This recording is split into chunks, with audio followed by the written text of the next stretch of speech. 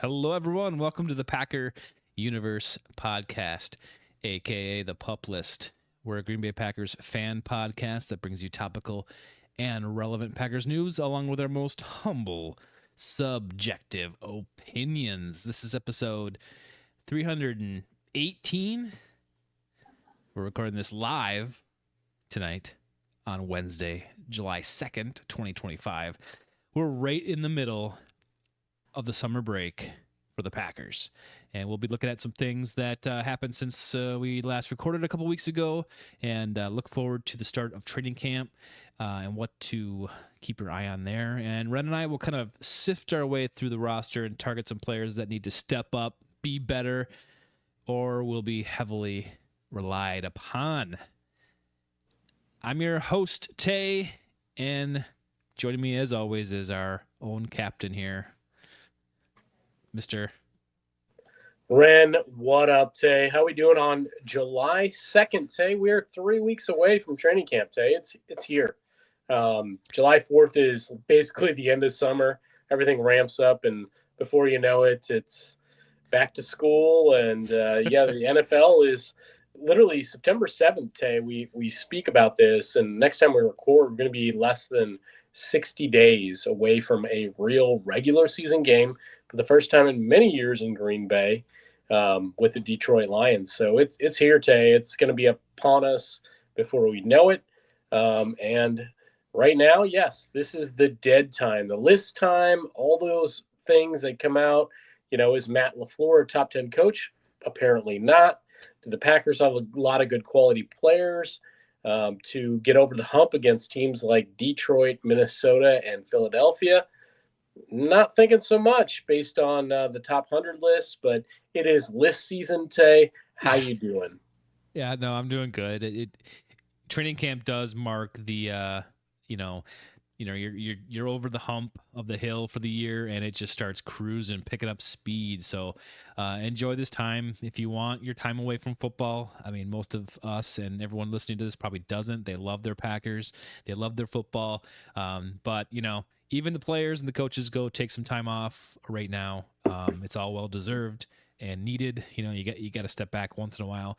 I think we skipped last week, Ren, but we're back this week for some catch up here, and then we will obviously preview what's going to happen next week for us. But Indeed. everything's going good. I just want to flash this up on the screen. This is kind of what our topics for tonight will be, and you can follow along at home. I'll kind of try to flash this up there once in a while, but we'll start, Ren, with something that we did talk about a little bit. But I know you wanted to say a couple parting words on this, but we got to see actually the signing of Jair. He's finally gone. They cut him, let him go right before mandatory minicamp, and he ended up signing with the Ravens, the Baltimore Ravens. Maybe it was a Lamar Jackson pull or a hey, come over to my team, but it looks like he got only a 1-year deal worth $4 million with up to $2 million in incentives, which is based on playing time, which is interesting for us here in Green Bay as Green Bay Packer fans, because that was the whole issue to begin with. So Ren, he is finally gone. He went to an AFC team. So how do you feel about that? I think it was time to, move on and finally break this thing. It'd been kind of just one of those lingering things for us from, you know, the end of the season where I got nothing good to say. I don't think I'm going to be here to finally the culmination of, as and really the last time we really spoke was with Wendell Ferreira. Like, obviously, that last piece of mandatory minicamp was going to be kind of that deadline piece. And ultimately, it absolutely was. We all agreed that, deadlines for action, and inevitably it did. The Packers and Brian Gutekunst reached out to Jair, had a good conversation, and ultimately it led to the Packers releasing Jair before mandatory minicamp that early part of June. and Jair was on his way to be signed by anybody he would choose to do so. And ultimately, as you were mentioning off mic, that ended up being with the Baltimore Ravens, which is a great place for him. Um, one of those things that is interesting. Obviously, the Packers made overtures to him. They made one last prior to that. Um, you have to really think that overall with playing time, the Packers' offer was probably better. I would guess it was. Um, but ultimately, Jair felt, hey, um, I'm worth more money, or I want to have my choice. And ultimately, he got his choice, going to play with his college quarterback in Baltimore, that being Lamar Alexander, where they played at Louisville Lamar for Jackson. thank you, Lamar Jackson, where they played at Louisville for 3 years together. He's going to a great situation, Super Bowl contender in the AFC.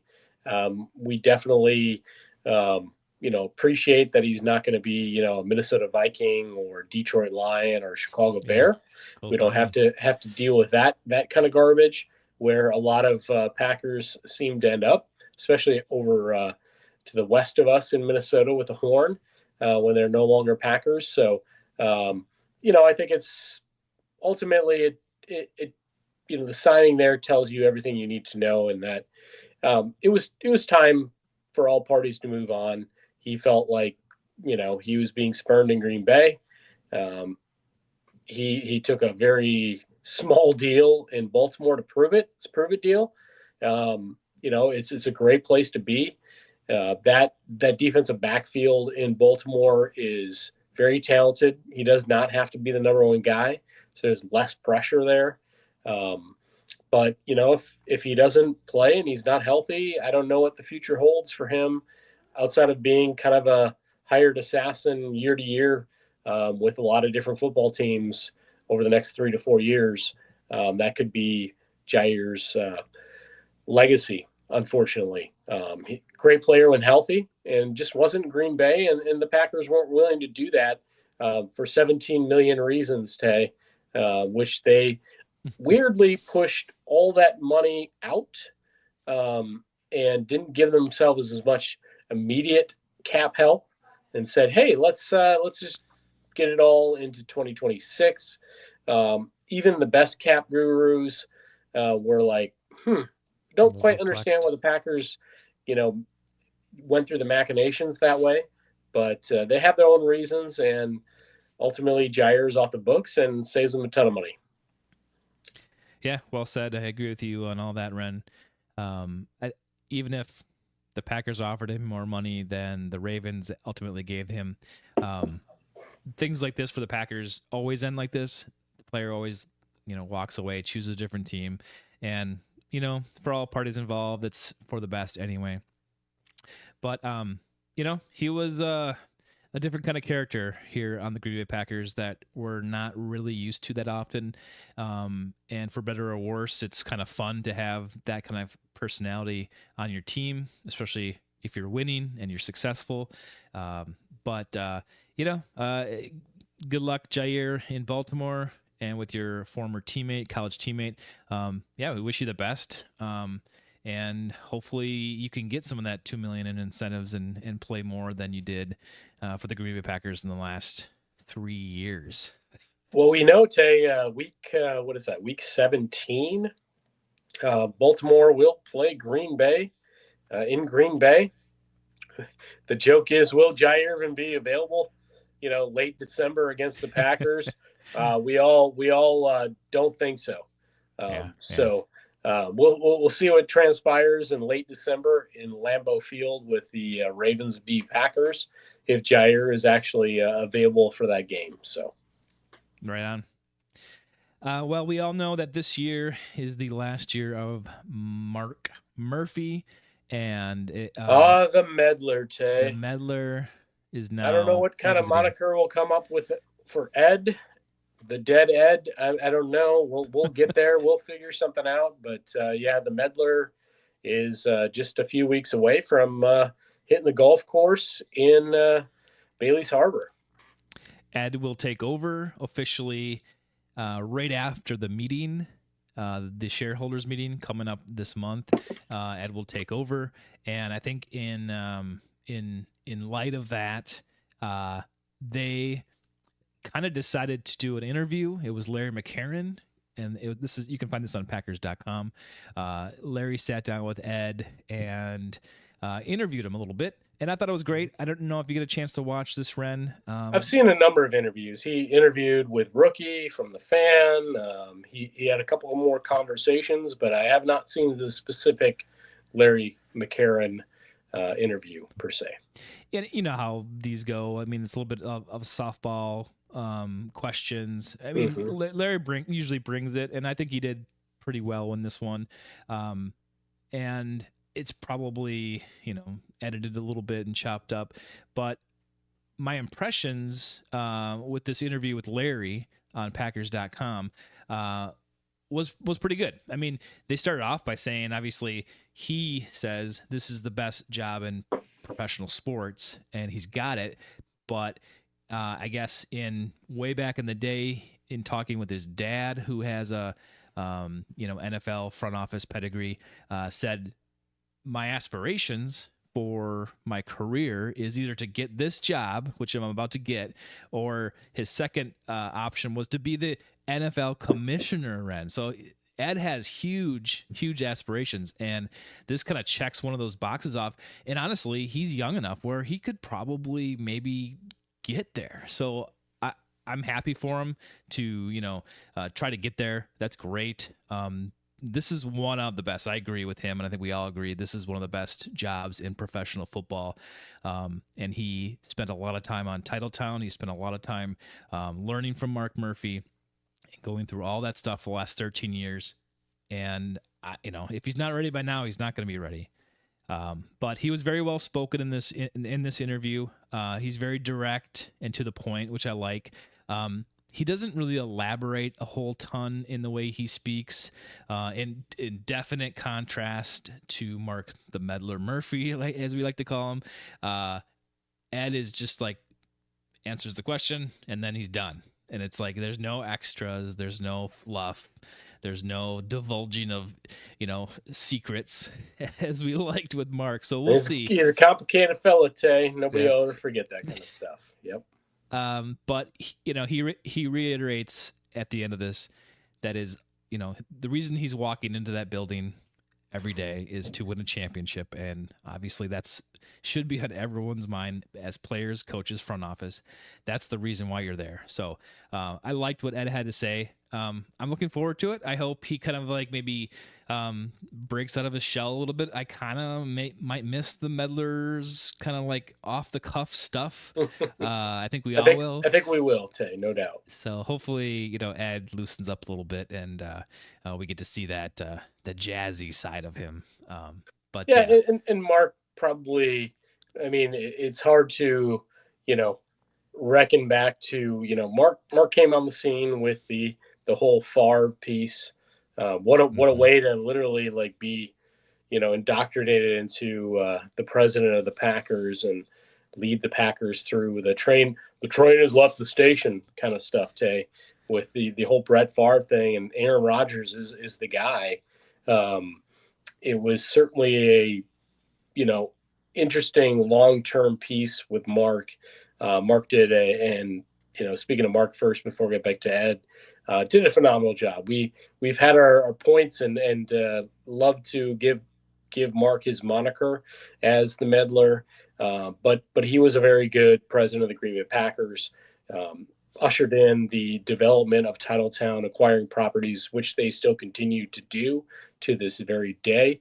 And what the Packers area around Lambeau Field turned into over his time, ultimately leading to the NFL draft that you and I attended just a few short months ago, is quite the thing, and quite the lasting piece to leave as a president of the Green Bay Packers. To keep them relevant, to continue to build funds for this team, some of which they had to unfortunately dip into in the 2020 COVID season.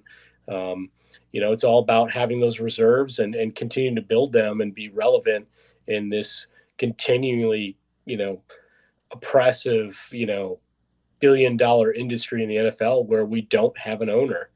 Money matters, and it will continue to do so. As Ed said, it's going to be, a lot of the same.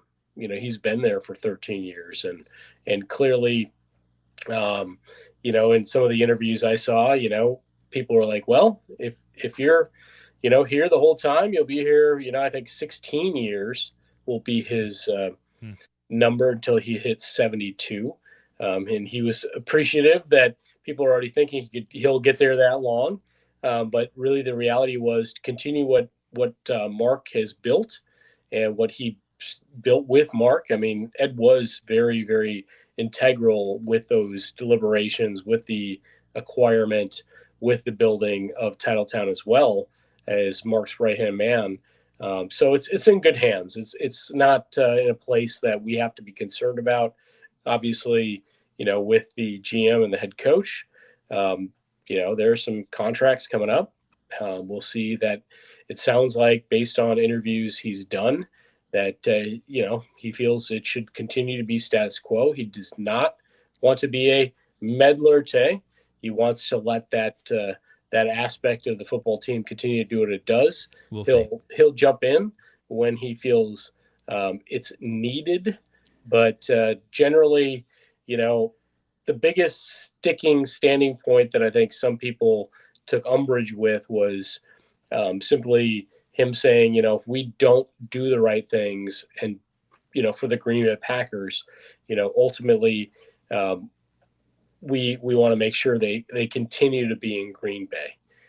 Some people took that as, oh well, the A Packers can hint? move. What are you saying? Like, Oshkosh Packers. no, he's just saying like this league is built around a lot of money, and it will change, it will grow, and obviously his job is to continue as a businessman to make the Green Bay Packers relevant from a business standpoint, to make sure they're here not just for his 16 years, but another 116 years beyond that. That was really the statement.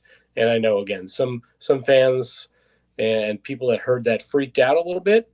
I don't think there's any reason to, but there's a reality that money matters, and yes, you need to mind your p's and q's and continue to do the right things so that Green Bay can continue to fill the coffers as the NFL continues to grow and change into this next generation. Yeah, I think Mark Murphy kind of set the table for this whole thing. He was here for the transition between like, the Packers being self-sufficient, and when they kind of weren't, and they were, going through the early 2000s renovations and all that stuff, building Titletown, and now it's here, like everything's kind of set, and I think Ed just kind of takes that over.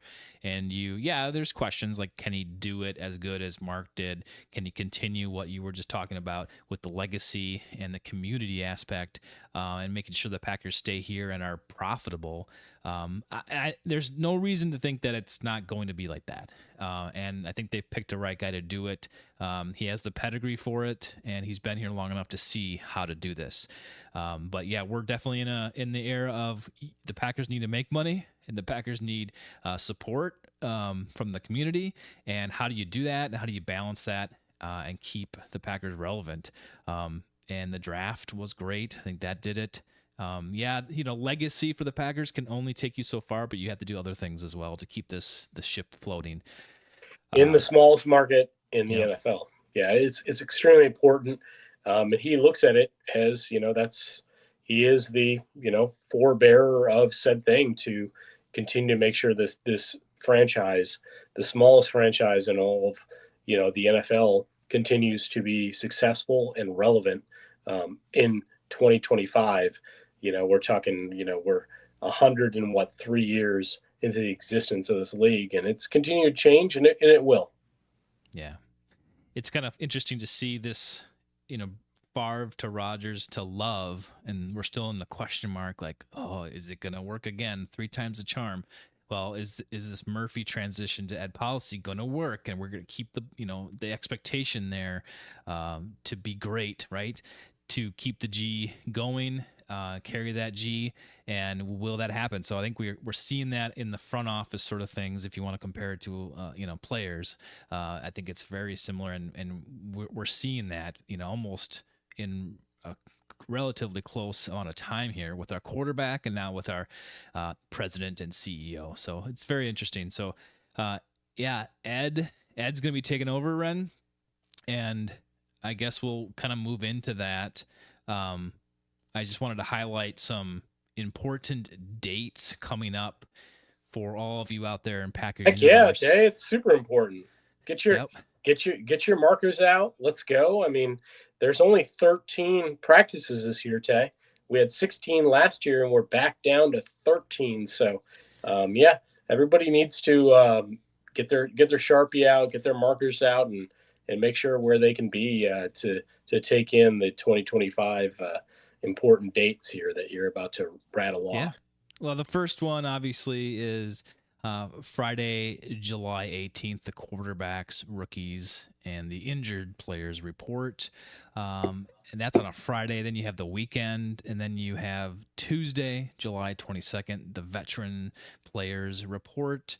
This is usually kind of one that coincides with past shareholders meeting, but Wednesday, then the next day, July 23rd, is the first practice at 10:30, and that kind of starts the public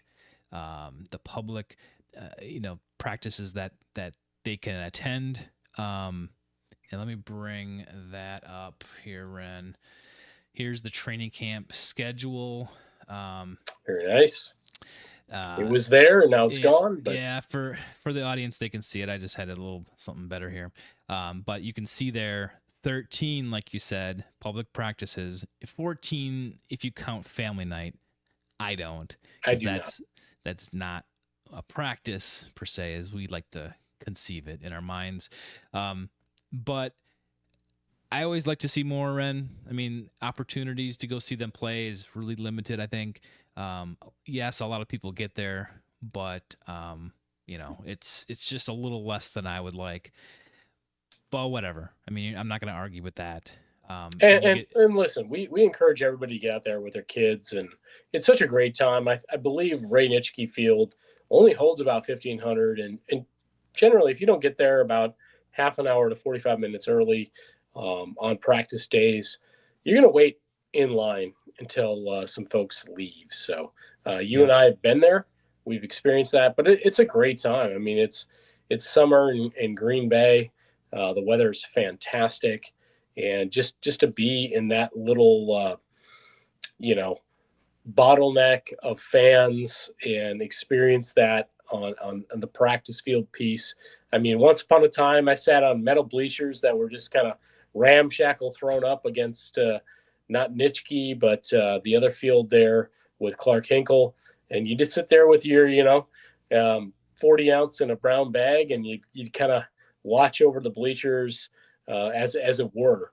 Yeah, But the bleachers Nitschke that are Field is hanging off into the street, the bleachers were in, they with some were hanging cones off in up. the streets. Yeah, they were.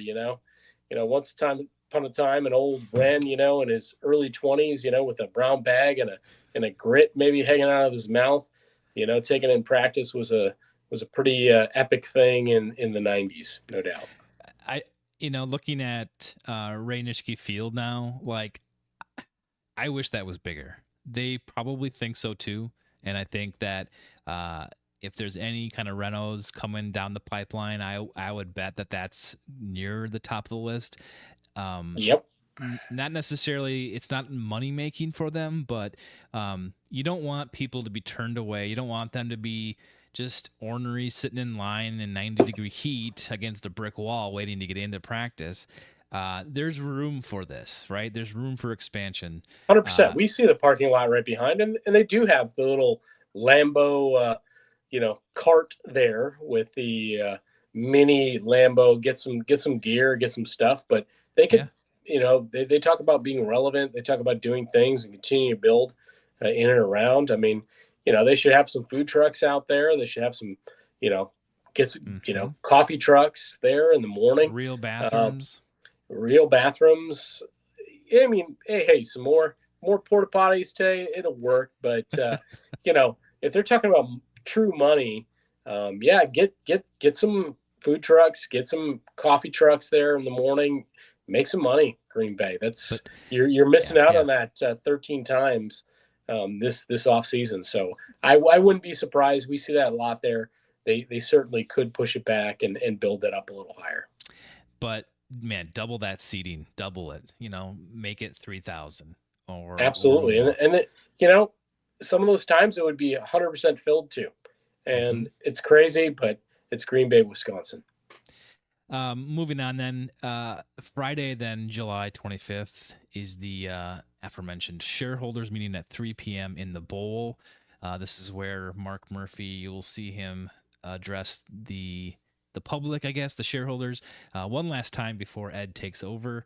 Man, I remember last year, Ren, we were in the baking hot sun. It was terrible. Goodness, it And was it was hot. I remember you walking up to see your dad way up a yeah, couple decks up, but he was yeah, in the we sat shade. there and it was a little much in the hot. And in years past they've had it on the other side. They've had it on the west side, so it's like like it's 3 o'clock, so the sun's probably gonna hit you anyway. But maybe let's do something there where most of the fans are in the shadow. This is July. This is late July. This is hot, and I don't know. Congrats to those guys that sat and those people that sat there for the whole duration of that meeting last year in the heat. But anyway, Ed will come out and the torch will be passed. And then we fast forward a little bit to Saturday, August 2nd. It's family night. Obviously, everyone out there with kids and want to see the Lambeau Field itself, pretty cheaply, inexpensive way to see it. Go to this. It's fun. It's a glorified practice. You're not going to see much, but I guess it is fun for the whole family. That's why they have the family night. So that is on the 2nd. And then they're just one of the dates that they're throwing out is the last practice to the public is a joint practice with Seattle before that preseason game, which is on not the preseason game, but the practice is on Thursday, August 21st, with the Seattle game, the last one being on the 23rd on Saturday. So get your pens out, get your planning going. If it's not you doing the scheduling, give it to your significant other. They'll pencil it in for you, but just make it happen because it's a lot of fun. Yeah, and there are so many just amazing Packer fans out there that have never had an opportunity, and they think about their kids and they want to do it when it's not freezing cold. I would also encourage all Packer fans that haven't had the opportunity, or they have maybe, but they want to do it with their kids. Go look at this year. We have 2 home games in the preseason. These tickets sell for next to nothing. There's anybody that that has Packer preseason tickets, your uncle, your father, your neighbor, they will give those away. So go check out those tickets if you want to get there with your kids. You don't want to go to family night. You want to see an actual game. Yeah, the starters are not going to play, but you can still take your kid to a game day atmosphere. Maybe you got a 3, 4, 5, 6-year-old first timer. I really definitely encourage that as somebody who's had young kids in the past. It's a great way to do it. And those tickets, you can sit in a great spot. Those tickets are cheap. Go find it for your family. If you can't make family night, and you'll see a real game, you'll see a preseason game, and you'll get the full real atmosphere of Lambeau Field. So Packer fans that you haven't been there, check those preseason ticks out on any place from StubHub or anywhere else. You're going to get them for next to nothing. Ren, I just saw this before we got on air here, but per Andrew Lind from sportslogo.net, their breaking news today. Who dat? Yes, Andrew Lind. I got to give him credit because this is where the information came from.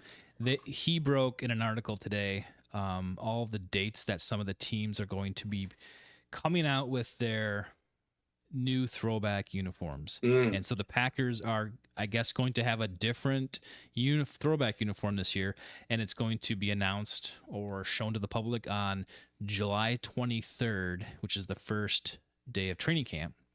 So I think this says we can look forward to something new. We've had that what do you call it? Green. It's a certain green. This last throwbacks Kind of issue. 50s dark green. Yep. Yeah. And so I'll bring this up here. I got a little picture of the 40s through the 60s from Packers.com. There's a little picture here, and you Yeah, can I see can see it very well. Yeah.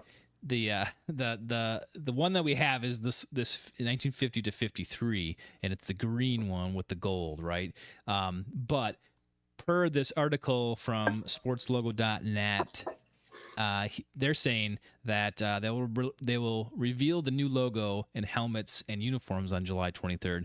While we initially believed the new helmets would be paired solely with the current 1950s throwback uniforms, it's worth noting that the Packers have one jersey slot available and notably wore gold jerseys with green and gold pants that season as well. So if all of our YouTubers and video watchers out there look to the uniform to the right of the green one, there's a gold version with green numbers. And so that's possibly what he's referring to in saying that this new jersey could be the opposite color kind of thing, color swap. So you got the gold and the green, same as this last one, but it's just switched. So now you have gold jerseys and maybe gold pants and maybe gold helmets.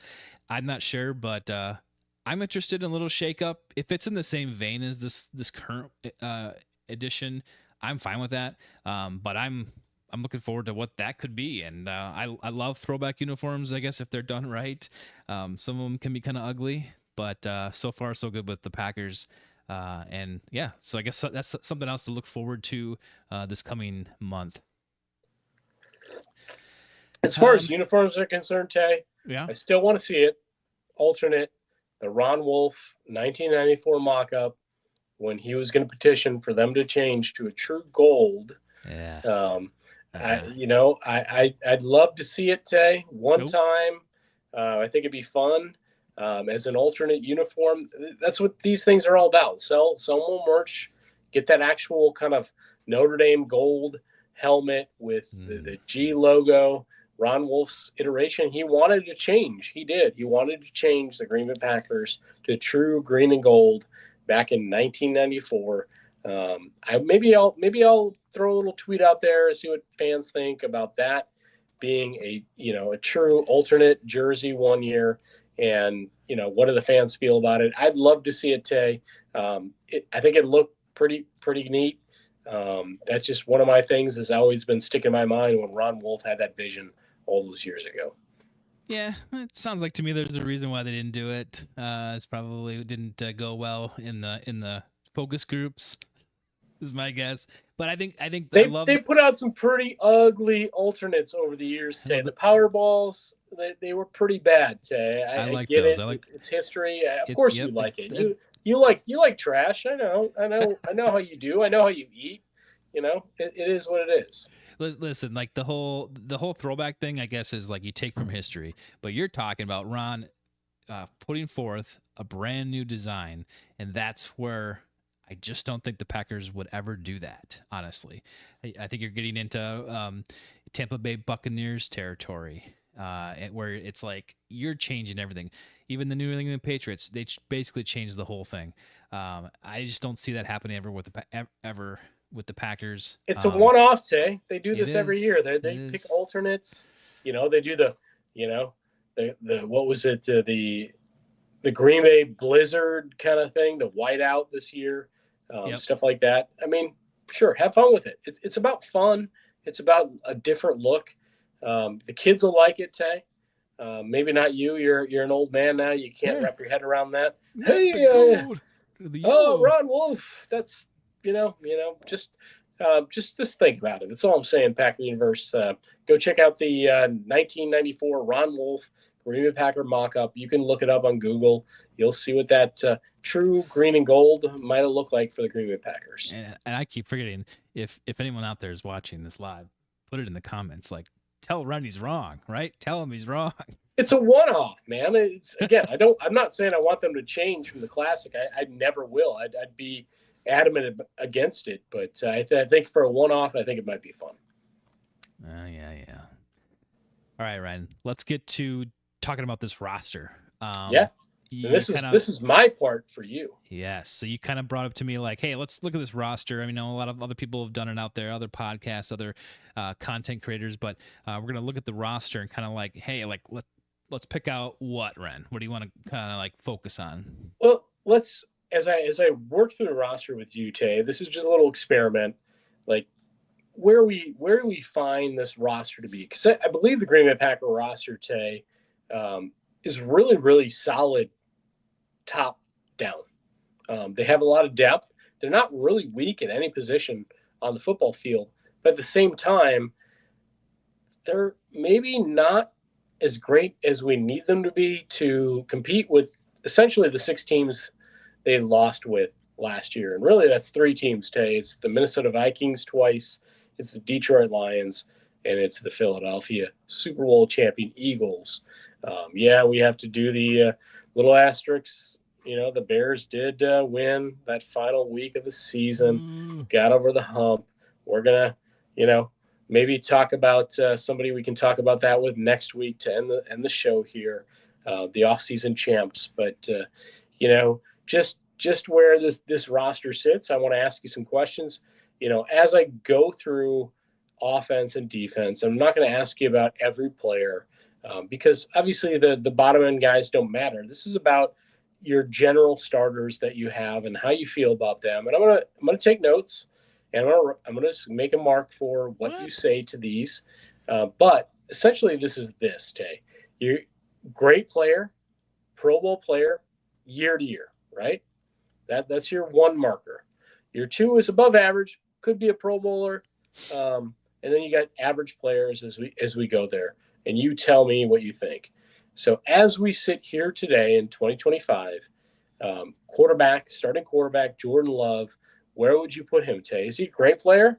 He's above average. He could be a Pro Bowler, or is he kind of an average player? Where would you put Jordan Love? He's average. Are you going all the way down to average? Yeah. Okay. Yeah. I haven't seen it. I haven't seen it yet. Okay. At left tackle currently is Rasheed Walker. We know that Jordan Morgan will also press there.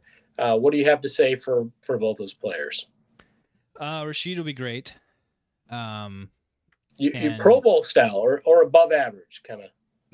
Yep. I think Jenkins falls into that category, and so does Tom. Yeah. Above average or yeah. Perennial pro. Great means they're going to be a Pro Bowl player generally every year. Yes. I think all 3 of those will be. Are Pro Bowl players every year. Yep. Rasheed Walker. Okay. Yep. And you feel Jordan Morgan is one of those? Oh, no. I think Zach, Tom, and Jenkins.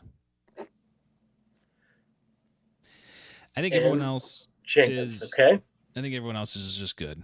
Like at right guard, we've got Sean Ryan or Anthony Belton. Right. I don't know. Belton's great, above average, average. I think average. Yep. Okay. At right tackle, we got Zach Tom. Yeah, he's above average. Okay. I said Pro Bowl. Pro Bowl. Okay. At running back, Tay, Josh Jacobs, Marshawn Lloyd. Ooh. Obviously, Josh Jacobs is Pro Bowl every year. He's a stud. He is a stud. Marshawn Lloyd, until he does anything on the field in a positive direction, he's average. Yep. You need to see him on the field. You have none, by the way, in the above average. Could be a Pro Bowler at this point. Just pointing that out. Right. Exactly. Wide receivers.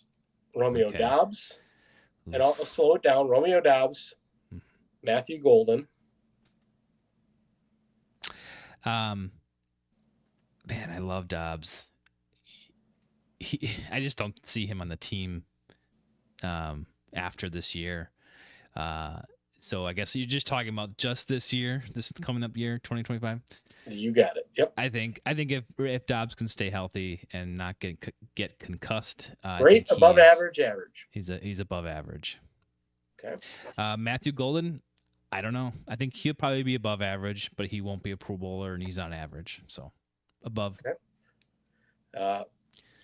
Jaden Reed, Dontavian Wicks. Yeah. I think they are average. Okay. Tight end, Tucker Kraft, Lucas Musgrave. Tucker is above average. Luke is average. Who needs to be above average? This is his year to prove it. I would love to. Yeah, go ahead. Keep going. We're gonna move on to defense, Tay. Yeah, let's do it. Already there. D tackle, Tay. Kenny Clark. Tackle. Kenny Clark. They lost T.J. Slayton, great run defender. Mm-hmm. And then they have guys like Warren Brinson, Carl Brooks, Colby Wooden. I think Kenny Clark is above average. I mean, I actually think he's Pro Bowl. I think a lot of people like to dog on him now, but I think he's Pro Bowl. Had an injury last year. He's had it cleaned up in the offseason. We'll see. So I marked him down for above average for you. Okay. Brooks and Wooden, I think, are average until they prove it. So, okay. I'm looking forward to maybe even Brinson stepping in here on his rookie year and making some moves. But D-line, I'm a little worried about. Okay. Defensive end / OLB / edge rushers, Tay. You got Rashawn Gary and Lucas Van Ness. We'll start there. Great, above average, average. Rashawn Gary is above average. Van Ness is average. Brenton Cox. He's on the bubble, man. If he doesn't prove himself in training camp, I think he might be gone. I think you got Sorrell and Oliver, the rookies, making this team before. And Igbare has to do some work. He is average, but that's a guy who's been around and has made some plays. But I just don't see him losing a spot to Cox Jr. I think Cox Jr. and Mosby are on the bubble. Obviously, we could throw in Baron Sorrell, but a rookie. Yeah, he makes the team. I think he is above average. Inside linebackers today, we've got Edgerrin Cooper, Quay Walker, Isaiah McDuffie. Quay Walker's average. McDuffie is average unless you start factoring in special teams. Obviously, Edgerrin Cooper is great, above average. I think he's great. Great's a Pro Bowler, right? So is he Pro Bowl level? I don't know. Above average could be. They could become a Pro Bowler. Okay, so average. He's above average. Hopper, we don't have enough to assess him yet. So I don't even have my list. Okay, well. Cornerbacks: Keyshawn Nixon, Nate Hobbs, and Carrington Valentine. You have to forgive my list here for the viewers watching the video. I have Jair Alexander on here, so you can just cross him off in your mind. Nate Hobbs is, I say he's above average. Maybe overpaid, but he's above average. Nixon is also above average. I think you can factor in his special teams abilities. Carrington Valentine is above average. That's one dude that needs to step up big time. And, you got Michael Robinson, the rookie, Kalen King from last year's rookie class. Those guys need to prove it. So as far as we're concerned, right now they're average too. Safeties: Xavier McKinney, Evan Williams. Oh yeah, Xavier McKinney's a legend. That's great. Great. This is in great Pro Bowl. Yep. Evan Williams. Great. I think he's Pro Bowl too. Honestly, I think he's got it. He's a stud. Love that guy. Javon Bullard is above average. You put Javon in there, okay? And I was going to throw him in the cornerback room, as your nickel, Okay. playing that role more often than he plays the safety role. Okay. Right. Yep. Yep. And obviously, there's the we fence. We've got McManus, we've got Whelan, we've got Matt Orzich. I think all three of those could be Pro Bowlers, honestly. Maybe not Matt Orzich. Okay. Got a little, a little overzealous. But our punter kicker could easily go to the Pro Bowl. Okay. So that said, in your assumption of this, you have 6 players that are great. Yeah.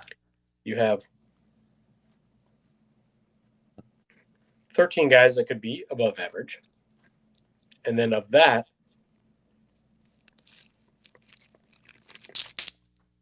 everybody else, 14 guys that are just average. So the point of this exercise, Tay, was when we talk about, obviously the Detroit Lions lost 2 coordinators, they lost 2 important offensive line cogs, but and they brought in or exchanged 14 different coordinators on that offense. The Philadelphia Eagles obviously lost their offensive coordinator. They've had a lot of changeover their last couple of years. And the Minnesota Vikings, their main changeover is going from one quarterback to essentially a rookie second-year quarterback in J.J. McCarthy. Now, we're going to revisit this exercise with those teams in the coming weeks and what those rosters look like, Tay. But we only have 6 guys from your perspective. I would actually be less. I'd probably be 4. Okay. Yeah. You have that many, you have as far as above average guys, you've got 13. I would be less than that. I would say there are probably about 8 guys there that can be above average, but haven't quite hit their threshold. And then I would throw all the rest of those guys, 20 plus, into average players. Again, the Packers are not a team that, is weak in any phase. They have very, very good depth throughout the football team, but what they don't have is top end talent. That was the whole purpose of this exercise. I agree. Well, and 2 of my guys ran. 2 of my Pro Bowlers were the specialists, right? Well, to a point, but Jordan Love, he's one of your average guys today. He would be in my above average piece. That's one I think you get wrong. I think Jordan is above average. Obviously, 2025 is going to speak a lot to what he will and can be. So I look forward to that. It's going to be a fun season to watch Jordan. But the problem with this team, when you look up and down the lineup, let's look at defense. Kenny Clark coming off an injury, getting long in the tooth. Can he get back to the can Kenny get back to the form he once played at? I think he can. We'll see that this year. But then you have a lot of question marks along that defensive line. In Warren Brinson, obviously a draft pick, and Carl Brooks, Nazir Stackhouse, undrafted free agent, could make the team. Colby Wooden, again, they lost a very good run defender in TJ Slayton. That's a huge thing, huge loss. When you look at that, the DE, the OLB, the edge rushers, when you look at Rashawn Gary, Lucas Van Ness, Brenton Cox, Baron Sorrell, and JJ Anibare, Rashawn Gary has literally seen his pressures drop 3 straight seasons. So he's really got to do something. And this is the year to prove it, or he's not the guy anymore. We'll know by the end of the 25 season if Rashawn Gary really has a place as a true edge rusher in the NFL, or he doesn't, because he's really got to bring that out.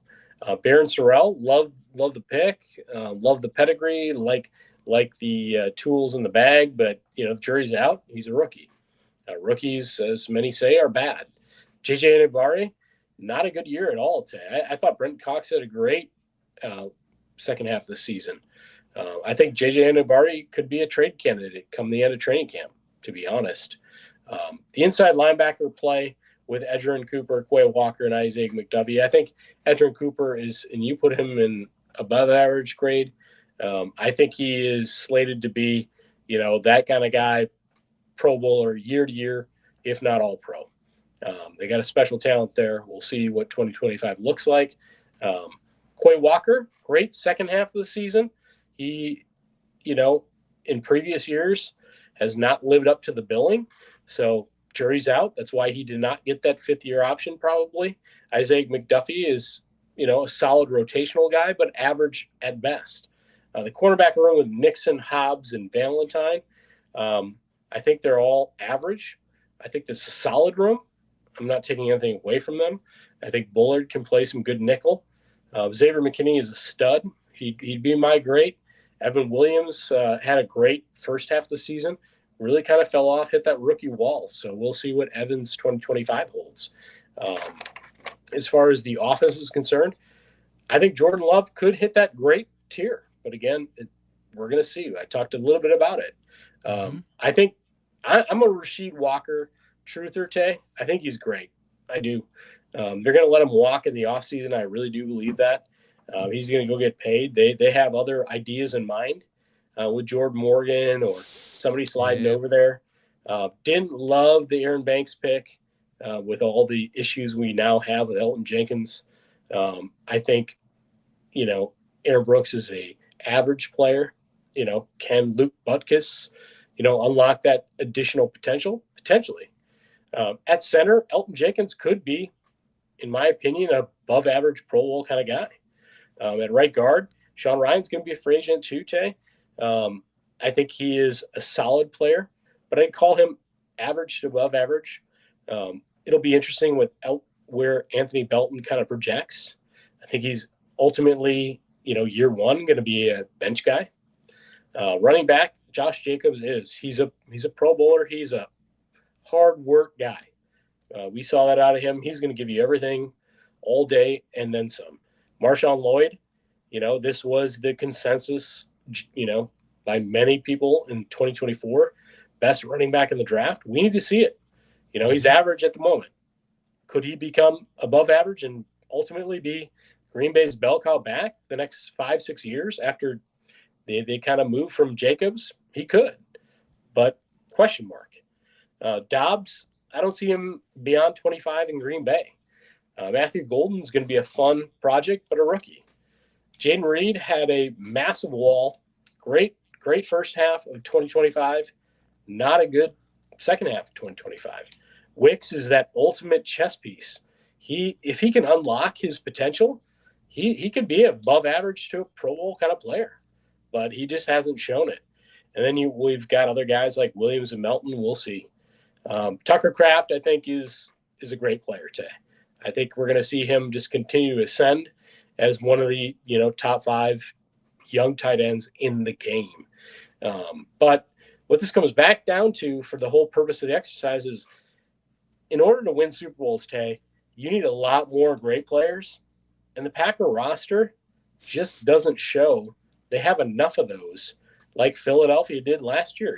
Now Philly, they lose, some important pieces in the offseason. They did. Their one massive interior defensive lineman moved over to New England in Milton. They lost one of their edge rushers to the Cardinals. So we'll see if they come back down to earth. Again, losing the offensive coordinator. And then, you look at the Lions with losing the coordinators, 14 different changeovers in position coaches, as I mentioned before, and the Vikings with the question of quarterback, but an extremely cerebral head coach with, fantastic options in the offense. So if he doesn't suck, that team should hit the ground running. So what does that say to you? Do you kind of go, man, there's just too many, there's so many players in the Packers that are solid, but they give you a little bit here and not enough there. So you get a good performance in a week, not another in a week, where you need that consistency throughout the course of the year to really make waves. Yeah, no, you're right about that. I think the Packers, are, when you look across the roster, they're good at, every position, but are they great? That's yet to be determined. I think that's your point. It's a good point. It's that this is, do you have enough great players to make it all the way? Do you have enough great players to win the NFC North? Do you have great enough players to go deep into the playoffs and not get knocked out? Or at least pass the eye test to all of Packer universe to say, yeah, well, that game was, they had a bad game, whatever, but they're fine. They're good. A couple things that I see on this roster, Ren, that I want to point out before training camp starts is the tight ends. It's like Musgrave, he like has to become an asset. He not just fade away. I don't like the fact the Packers don't need just one good guy at the tight end. We drafted both; they were going to be great together, and I want to see that. Right, the offense will be we want to see those two tight end sets. We want to, we want Mark Chimura and Keith Jackson out there. Yep. We want to see a season like that, but will it ever come to fruition? I don't know that it will. That would be. I think Matt LaFleur would love that. We would love to see that too. The offensive line, I'm not too worried about. We have a good starting five, I think, but and a lot of players that can play different positions. I like that they picked up a free agent and they drafted pretty well. Just hope for no injuries, because then I think we get into trouble. Some of those undrafted free agents that we picked up, these are huge guys. These are like, 300 plus, just over 300, and they're like 6'5" to 6'7". Some of these guys are huge. Even the guy, John Williams, huge. So I don't know. I think they're reloading on offensive line. So I think we won't have problems with that. I know you were worried about Rasheed Walker being let go, but honestly, I don't want to see him go, but I think they've got the personnel to back him up. Wide receivers, Jaden Reed and Dontavian Wicks, if I can pronounce him. Reed and Wicks, they need Devontae to step Adams up. Wicks. Is that what you want to do? All right. I wanted to mix them together. I wish they were, a hybrid. But Reed and Wicks have to step up. We've future-proofed ourselves by drafting 2 wide receivers in this draft, but you still need your studs to be studs, and they weren't as studly as we wanted them to be last year. Regardless of Watson or Dobbs being completely dogs this year, if they ball out and are awesome, you still need Reed and Wicks to be there and to shine. We need them to be invaluable, right? They need to play for their roster spot. So we need to see a lot more out of that wide receiver room. On the defensive side of the ball, the edge, one of our veterans has to become elite. If it's Gary or Van Ness, they have to get to that elite status. We want to send one of those guys to the Pro Bowl this year, and if we do, I think we're going to be successful. So that has to happen for us. And they were top 10 in sacks last year, Ted. Actually, and they were 8th in sacks, and I think that's really more of a product of the system, not the players. That'd be on Jeff Hafley, that is, and not that. So he's doing a lot with a little, in my opinion. If we walk through all those groups as we did, which group is your biggest concern? The D line, I think. Kenny Clark, I think I still regard him as a great player. I know a lot of people don't anymore, but he had that injury issue, and maybe that kind of speaks for itself. But I think Kenny Clark will hold the line together this season, but someone on that line besides him has to come to the forefront and show evidence that he can take over as the elite defensive tackle by the end of the season. We need to see that happen. Cornerbacks, honestly, like cornerbacks, I'm fine with. I think, they need some help, and we think that position was deficient. But I think we've played several years now with deficient cornerback rooms, and we've been just fine. So without any injuries, I think we're fine with cornerbacks. So D line is my biggest issue here. I would say it's a combination of the D line and those defensive ends / edge rushers. There's a lot of weakness there. We've got some age with Kenny. Really do hope he comes back to form after getting that offseason surgery, getting right. But really, those guys affect the back end, and that's why I'd say they're my biggest concerns, because if they can get pressure, it makes the back end's job so much easier. So I think it's on the front end of the defense to consistently get pressure, and that's going to be something to watch all season with regard to the defense. If they can't, they're going to have problems, and they're going to have problems throughout the season with a lot of football teams. Yep. So yeah, I think we'd love to hear from anyone out there that has come across this episode. Like, let us know what you think. Where are your deficiencies here? Because yeah, I think, like, yes, we're good, but are we great? I think that is the question for us all. I think the Packers are solid, but they're consistently inconsistent at a lot of position groups, with guys that will show up for a few weeks and then not. And I think that is the overarching piece with this football team at the moment. If they can get some of that figured out and they can play more consistent on a week-to-week basis throughout the course of the season, they're going to definitely compete to go deep in the NFC playoffs. Ren, we got a couple comments here from YouTube. We got Fam, I think, and he says, speaking of studs, Malik Willis, and that's for sure.